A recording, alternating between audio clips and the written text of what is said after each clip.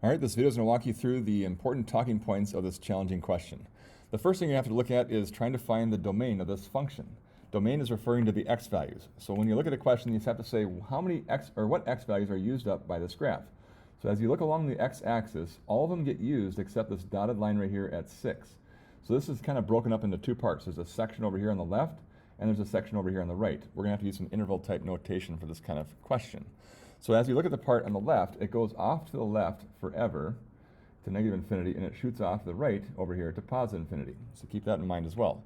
So as we're talking about the x values, it goes off to the left to negative infinity all the way up to 6. But now 6 is not part of this graph because it never touches it. So we'll write that as our first interval. So we go from negative infinity and negative infinity up to 6, but we're not going to equal it, so we'll use another parenthesis to show that as well.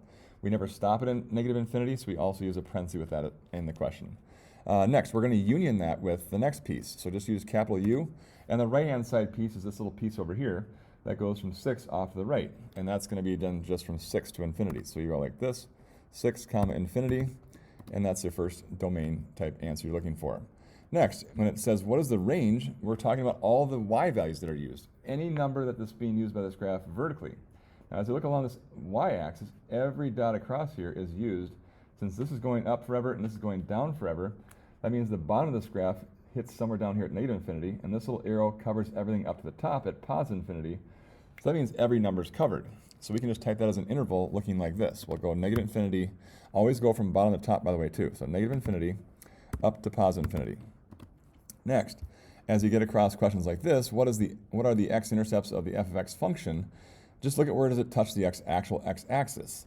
Well, it touches it in 3 times. 1, 2, and 3 times. That's the only places it touches. It wants you to write those down as coordinates. So this one crosses at negative 2 comma 0, negative 2 comma 0, and then it also touches at 2 comma 0, and it also touches at the coordinate 4 comma 0. So those are our 3 coordinates for those. You can put commas between those. It doesn't like the invalid notation because I didn't put commas between them. If you do that, then it will then start to like you again. All right. Next, it says, does this graph represent a function? If you can draw a vertical line, I'll use my marker as the vertical line, it needs to only it can only cross one time. No matter where I put my marker, the graph only crosses my marker one time. If it ever crosses 2 or more times, it's not a function, but this only crosses once, so the answer is yes. It's a function. You can look at it by drawing a vertical line through the graph and hoping that no matter where you draw it, it only crosses one time. So the answer is yes for this one right here. Next, function, this f of 8. f of 8, that 8 is an input. That means we're putting 8 in for x. So you have to go over to the graph, go to 8 for the x-axis, and figure out how high is the graph, or low in this case, is the graph when you go to 8 as the input. Well, the output then becomes negative 2. So negative 2 is the output when 8 goes in. Next, if you look at positive 2, go to positive 2 on the x-axis as your input. See that? Then you're going to say, oh, how high is the graph? It's not high at all. It's at the actual x-axis. That's 0 units up. So we'll put a 0 down for that one. There's that one. Next, it's going to ask you, is the output positive or negative at f of 3 as the input? So I go to the f of 3 at the input at 3. You'll notice the output is positive 2, so therefore I know it's positive for this example right here.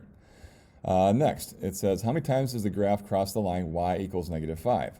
Well, you have to think about what that graph is. That means where are all the points that are going to be having an output of negative 5? That negative 5, here's negative 5 on the y-axis for outputs, you only have it happen 2 times. So you're just going to state the number of times this happens, and it only happens 2 times for me in this example. So 2 goes there. Next, it says, for what values does the graph output have where does the graph have an output of negative 4? So not too far away, negative 4. Well, in this case here, you'll notice it hits it right here at negative 4. It also has an output of negative 4 here at 5, and it also has an output of negative 4 at 7. So it happens 3 times in this case. So put a 3 in the box for this one. It says, it says for what values? I'm sorry, I got to read more carefully. The values, again, where it has negative 4 outputs are at 0 for x as the input, and then you also have one at 5, and you also have one at 7, where the outputs were at negative 4. So 0, 0, 5, and 7 are what I'm going to put in here. And I think it's going to want coordinates. No, it just asks for the numbers. So 0, 5, and 7. Next, it says, give the intervals such that the f of x or graph is greater than 0. That's just saying when are the outputs going to have y values that are higher than 0, which means when is it above the x-axis? Well, it happens over here from on this little piece right here on the left. I'll color it in on the actual graph here. This piece is positive above the x-axis, and this piece is positive and above the x-axis. So it happens in two segments or sections, from negative infinity up to negative 2, and then from 2 to 4. We'll state that like this in the question. So you go down here, and this is going to go from negative infinity up to the number negative 2. And then you have to union this answer with the next piece. So the next piece is going to also go from 2 to 4. And notice that I'm not using brackets. The reason I'm not using brackets is because at 2 and, for example, 4, the graph's output is at 0. That is not positive or negative, so you cannot include that as greater than 0. That's what you put in for those kind of questions. And then lastly, it says give the interval or intervals that are less than 0 or having negative outputs. Well, this piece right here does that, and then this piece does this right here as well, and then this piece does. There are actually 3 pieces when this happens, okay? So we're going to describe those as 3 intervals. Since there are 3 sections, this little dipping U, this little piece going down, and this piece going down as well. So let's write them down now in the computer. So I got negative 2, and then I've got one at positive 2, and then I'm going to union that with the next one from 2 to 4, like that. And oops, I didn't get my left parenthesis there. And then the last one, I'm going to union that with the last piece. And my last piece for me is going from 6 to infinity. Hopefully this is helping you understand how to properly type these things into the computer and making this question more understandable.